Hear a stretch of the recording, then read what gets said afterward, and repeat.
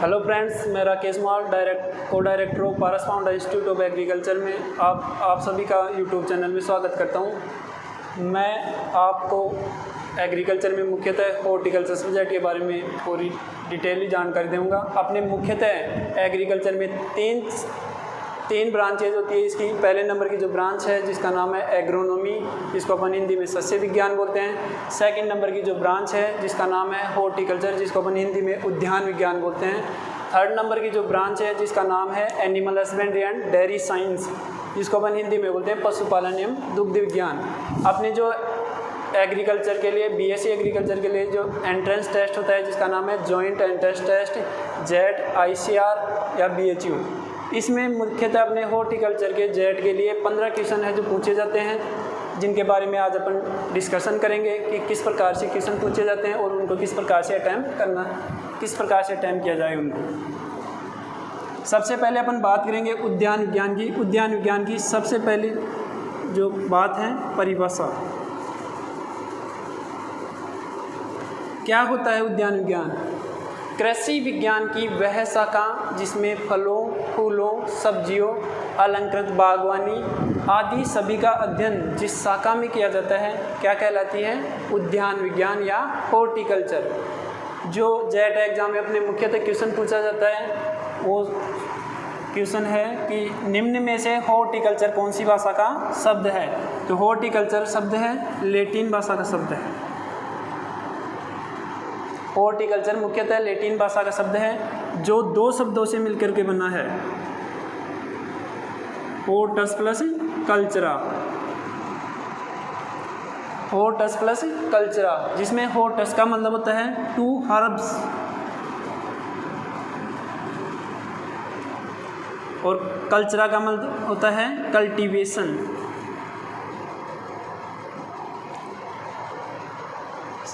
Herbs का मतलब होता है सब्जियां, कल्टीवेशन का मतलब होता है उगाना।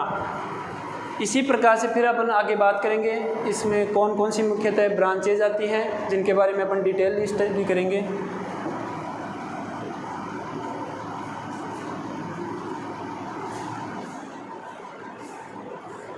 ब्रांचेज या शाखाएं। मुख्यतः हॉर्टिकल्चर की 4 शाखाएं होती हैं, जिसमें पहले नंबर की जो ब्रांच है जिसका नाम है पोमोलॉजी, जिसको अपन हिंदी में फल विज्ञान बोलते हैं। दूसरे नंबर की जो ब्रांच है जिसका नाम है ओलेरिकल्चर, जिसको अपन हिंदी में सब्जी विज्ञान बोलते हैं।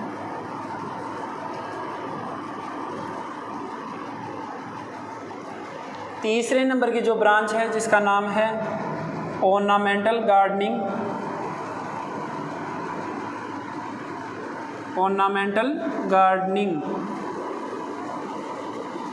हिंदी में बोलते हैं अलंकृत बागवानी।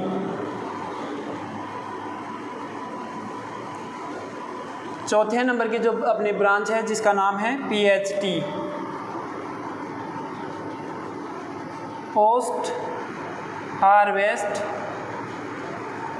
And technology. अब इनके बारे में अपन डिटेल देखेंगे। जो फर्स्ट नंबर की जो ब्रांच है जिसका नाम है फल विज्ञान, पोमोलॉजी, उद्यान विज्ञान की वह शाखा जिसमें फलों की खेती का अध्ययन किया जाता है क्या कहलाता है? पोमोलॉजी। पिछली बार जो अपने जेट एग्जाम में क्वेश्चन पूछा गया था कि निम्न में से फलों की खेती का अध्ययन जिस शाखा में किया जाता है क्या कहलाता है? पोमोलॉजी। वहाँ पे 4 ऑप्शन थे, पोमोलॉजी था, ओलेरिकल्चर था, ऑर्नामेंटल गार्डनिंग था तथा PhD। उसमें क्या आएगा? पोमोलॉजी या फल विज्ञान। और जो ये पोमोलॉजी शब्द है एकमात्र अपना एग्रीकल्चर का शब्द है जो एक्सेप्शन है। यह मुख्यतः लैटिन प्लस ग्रीक दोनों भाषाओं से मिलकर के बना है। अपने एग्रीकल्चर में एक ट्रिक्स होती है कि जिस शब्द के पीछे लॉजी जुड़ा होता है वो कौन सी भाषा का शब्द होता है? ग्रीक भाषा का।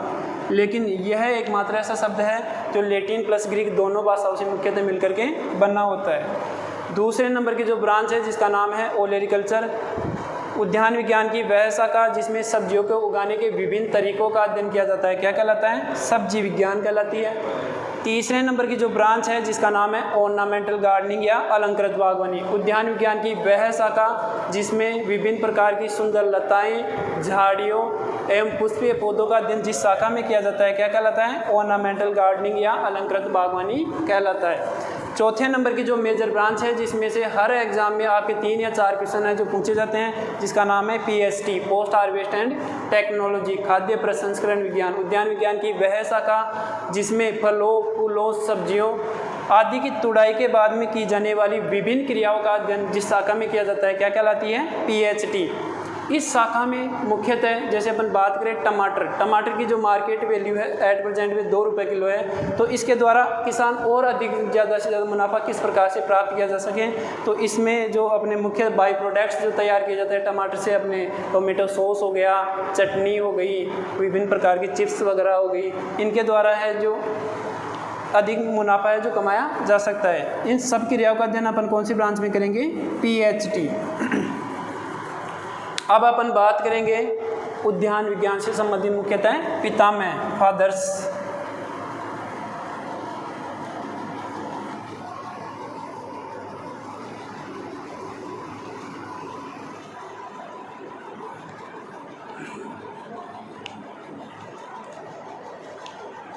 अपने जेट एग्जाम में इसमें से क्वेश्चन पूछा जाता है।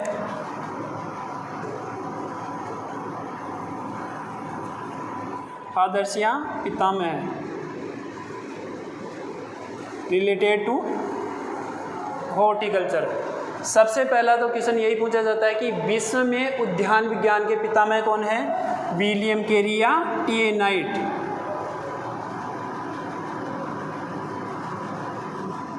विलियम कैरी या TA नाइट नामक वैज्ञानिक है, उसको विश्व में उद्यान विज्ञान के पितामह के नाम से जाना जाता है।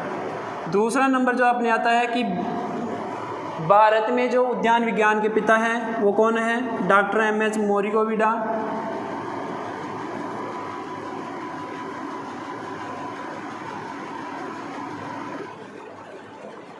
Doctor MS मोरिगोविडा।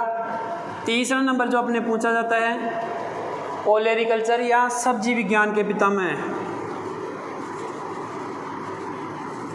ओलेरिकल्चर या सब्जी विज्ञान के पितामह है जो डॉक्टर LH बेली है।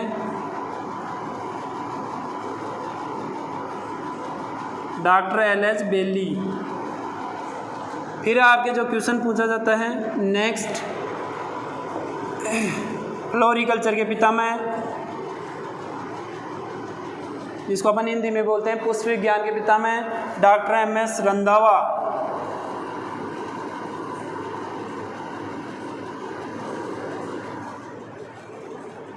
Doctor MS Randhawa. आगे का जो 5वां नंबर का पॉइंट है वेरी इंपॉर्टेंट है, हर एग्जाम में से इसमें से क्वेश्चन पूछा जाता है कि निम्न में से सुनहरी क्रांति या गोल्डन रिवॉल्यूशन, सुनहरी क्रांति के पितामह कौन है? सुनहरी क्रांति जो अपने फल विज्ञान से संबंधित है, फलों से संबंधित है, इसके पितामह है अपने डॉक्टर KL चड्डा। नेक्स्ट कैनिंग या डिब्बाबंदी के जनक, कैनिंग या डिब्बाबंदी, कैनिंग या डिब्बाबंदी के जनक हैं जो अपने निकोलस एपर्ट।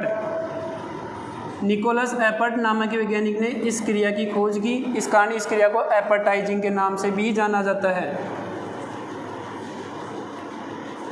इस प्रकार से मुख्यतः पितामह या फादर्स के बारे में अपने जेट एग्जाम में क्वेश्चन पूछा जाता है। पहला जो पॉइंट है कि विश्व में उद्यान विज्ञान के पितामह कौन है? विलियम कैरी या TA नाइट। फिर है सेकंड पॉइंट कि निम्न में से भारत में उद्यान विज्ञान के पितामह कौन है? डॉक्टर MS मोरिगोविडा है। तीसरा नंबर का पॉइंट है ओलेरिकल्चर या सब्जी विज्ञान के पितामह कौन है? डॉक्टर LH बेली हैं। चौथा नंबर का पॉइंट है फ्लोरिकल्चर या पुष्प विज्ञान के पितामह कौन है? डॉक्टर MS रंधावा नामक वैज्ञानिक है। पांचवा नंबर का वेरी इंपॉर्टेंट डबल स्टार डाले इस पॉइंट के ऊपर, जो कि हर बार एग्जाम में पूछा जाता है कि निम्न में से सुनहरी क्रांति का संबंध किससे है? फलोत्पादन से है, तथा इसके पितामह कौन है? डॉक्टर KL चड्डा नामक वैज्ञानिक है। इसी के साथ में लास्ट एंड फाइनल नंबर का जो पॉइंट है कैनिंग या डिब्बाबंदी के जनक कौन है? Doctor Nicolas Appert. Doctor Nicolas Appert ने इस क्रिया की खोज की, इस कारण इसको एपर्टाइजिंग क्रिया के नाम से भी जाना जाता है। अब अपन मुख्यतः बात करेंगे, ये अपने सबसे पहले इसकी डेफिनेशन हो गई, इसकी मुख्यतः ब्रांचेज हो गई, कौन कौन सी भाषाओं के शब्द हैं, ये बेसिक इंट्रोडक्शन में हो गया। इसके बाद में अपन ने देखा फादर्स या पितामह। इसके बाद में अपन बात करेंगे उद्यान विज्ञान से संबंधित मुख्यतः क्रांतियाँ।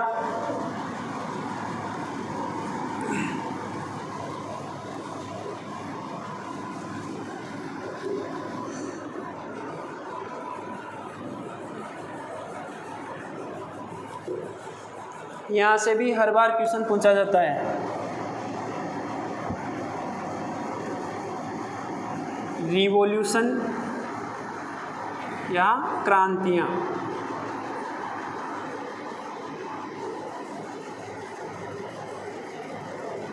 क्रांति का मतलब होता है किसी भी क्षेत्र विशेष में अत्यधिक उत्पादन या आकस्मिक विभिन्न प्रकार की एग्रीकल्चर टेक्नोलॉजी अपना करके उस क्षेत्र विशेष में आकस्मिक परिवर्तन लाना या अत्यधिक उत्पादन करना ही क्या कहलाता है? क्रांतियाँ कहलाता है। जैसे अपन बात करें ग्रीन रिवॉल्यूशन, हरित क्रांति में अपने गेहूँ व चावल का प्रोडक्शन अपने पूरे विश्व भर में ज़्यादा हुआ। इसी प्रकार से अपने हॉर्टिकल्चर की जो क्रांतियाँ हैं, इनमें से भी जेट एग्जाम में क्वेश्चन पूछे जाते हैं। सबसे पहले जो क्रांति है जिसका नाम है सुनहरी क्रांति। सुनहरी क्रांति, इसको इंग्लिश में बोलते हैं गोल्डन रिवॉल्यूशन। सुनहरी क्रांति का संबंध किससे है? फलोत्पादन से। सुनहरी क्रांति का संबंध किससे है? फलोत्पादन से। और सुनहरी क्रांति के पितामह कौन है? Doctor KL. चड्ढा नामक वैज्ञानिक। सुनहरी क्रांति में सर्वाधिक योगदान देना, सेकंड नंबर का जो क्वेश्चन बनता है यहाँ से कि निम्न में से सुनहरी क्रांति में सर्वाधिक योगदान देने वाला फल कौन सा है? सेब, एप्पल। इसी प्रकार से जो दूसरे नंबर की क्रांति है जिसका नाम है गोल क्रांति।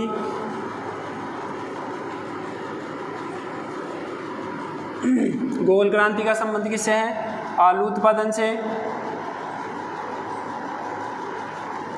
फिर है आपके तीसरा परभनी क्रांति, वेरी इंपॉर्टेंट। परभनी क्रांति का संबंध किससे है? भिंडी उत्पादन से। इसके बाद में है आपके लाल क्रांति। लाल क्रांति का संबंध किससे है? आपके टमाटर उत्पादन से।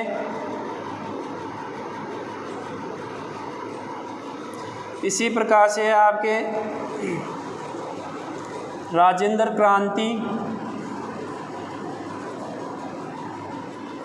राजेंद्र क्रांति का संबंध किससे है? मेथी उत्पादन से। ये मुख्यतः 5 क्रांतियाँ जो अपने हॉर्टिकल्चर में आई, जिसमें सबसे पहले नंबर की क्रांति है जिसका नाम है सुनहरी क्रांति। सुनहरी क्रांति का संबंध किससे है? फलोत्पादन से। और सुनहरी क्रांति में सर्वाधिक योगदान देने वाला फल कौन सा था? सेब। दूसरे नंबर की जो रिवॉल्यूशन है जिसका नाम है गोल क्रांति। गोल क्रांति का संबंध किससे है? आलू उत्पादन से। तीसरा नंबर का पॉइंट है जो वेरी इंपॉर्टेंट है, कई बार एग्जाम में पूछा हुआ क्वेश्चन है कि निम्न में से परभनी क्रांति का संबंध किससे है? भिंडी उत्पादन से। इसी प्रकार से चौथे नंबर की जो क्रांति है जिसका नाम है लाल क्रांति। लाल क्रांति का संबंध किससे है? टमाटर उत्पादन से। और 5वें नंबर की जो क्रांति है वेरी इंपॉर्टेंट कि निम्न में से राजेंद्र क्रांति का संबंध किससे है? मेथी उत्पादन से। इस प्रकार से अपने हॉर्टिकल्चर की जो ये क्रांतियाँ हैं वो कंप्लीट हो चुकी है।